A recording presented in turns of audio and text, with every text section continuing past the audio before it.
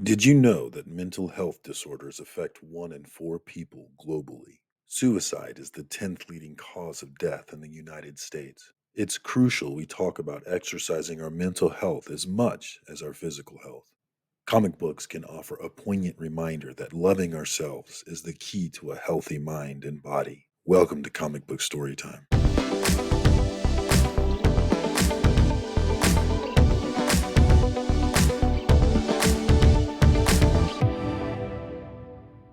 When I look in the mirror, I see every flaw about myself.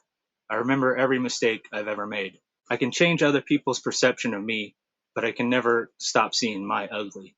Daniel Warren Johnson has become one of my favorite authors in the past few years, and he has a way of reaching deep into a character's soul and not only bringing out the humanity that we can all reflect with, but the beauty within them.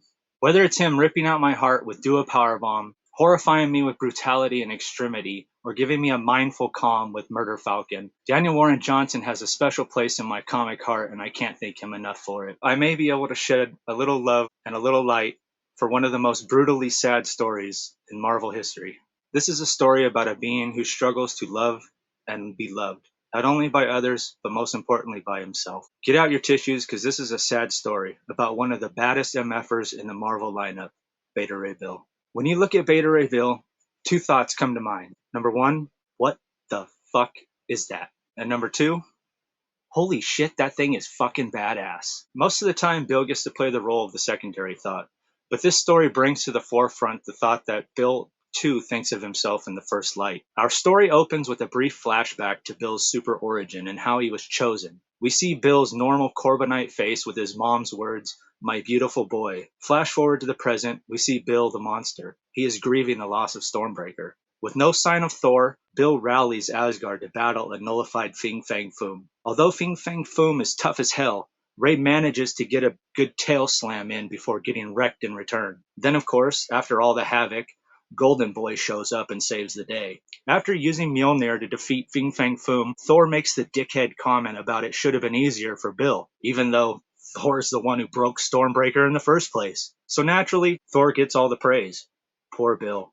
And then just when you think he will at least get the girl, Daniel Warren Johnson slaps you right in the balls. Because apparently, Sif is really, really shallow and will only bang Bill in his humanoid form. She didn't realize Stormbreaker gave him the power to change form. After being rejected, Bill looks in the mirror and sees the monster. He then leaves ashamed. Flashback to his super origin, and we get a tidbit of dialogue about how they've created a robot called Scuttlebutt that will be with him through it all, no matter what. Cut back to now, and Bill is deflecting by blaming Thor for his problems, to which he thinks a new hammer will solve. So we begin our adventure as Ray sets out to make himself beautiful again. With Scourge by his side, Bill tracks down Odin, only to find out Odin no longer has the power to create another hammer for Bill. He instead tells Bill he can go to Muspelheim and take Twilight, the blade of demon fire god Surtur, which has enough power to change his form. Despite a warning from the Guardians of the Citadel, our heroes proceed through a portal into Muspelheim. As per the warning they received, a soul that entered was changed, but not one of them. It was Scuttlebutt. Her soul had changed into a humanoid form. After getting over the shock and playing a quick game of ping pong, Scut gives Bill an axe she made for him. This axe is bad fucking ass. It has many power thrusters, which I absolutely love. After our heroes dive through a sea of lava, we get a brief "this man, this monster" nightmare moment with Bill before we realize they are in the grips of a giant monster. The monster projects several of Beta Ray's memories at them. We see his transformation and Bill coming to grips with his new looks. We are presented with a short moment between Bill and his mother. She says something to him that had he felt the same, he would be happy. She says, "I will always love you, no matter what you look like. I can see inside you. You have laid your body down for your people and your family." After they destroy the link with the creature, Scuttlebutt crash lands conveniently right in front of Twilight, Surtur's sword. Then just when Bill has someone who loves him for who he is, he allows his insecurity to rule his judgment, and he proceeds to try and take Twilight so he could be Purdy again. But little did he know, Twilight can't simply be taken. You must prove yourself a great warrior first, and who better to prove himself by than the guy who destroyed his planet, Surtur. Surprise, he's not dead, and he wants Twilight too. Bill tells Surtur to fight someone his own size, so he shrinks down and an amazing battle ensues. With an epic suplexing of Surtur onto a stalagmite by Bill, Surtur becomes enraged and is no longer interested in fighting fair. So he goes back to giant size and proceeds to pummel Bill. With little hope, Scut forms herself into a giant gun and allows Scourge to blast a hole right through Surtur with her. Bill is then able to pull Twilight from the stone.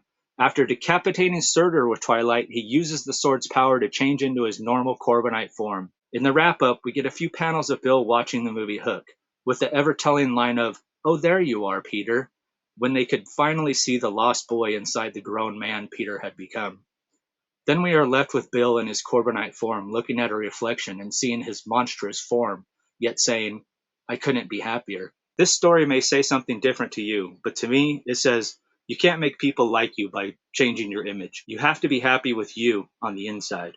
Like Bill, when I see my reflection, I see my monstrous side. But unlike Bill, I've learned to love me for me. Believe it or not, this story helped up my self-worth a lot. I hope it can do the same for you. I love this story, and I love all of Daniel Warren Johnson's writings. I hope you check him out and give this story a chance. It's got a lot of heart, a lot of feels, and it hits you right in the guts.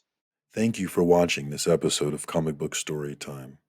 We hope you've enjoyed it. If you or someone you know is struggling with mental health issues, please don't hesitate to reach out for help. You can call the National Suicide Prevention Lifeline. Just dial 988 for free, confidential support and resources. Remember, there is no shame in seeking help for mental health concerns, and you are not alone. If you enjoyed this discussion on the intersection of comic book storytelling and mental health, please be sure to like and comment below. And don't forget to check out Cali Comix channel for more great comic book content.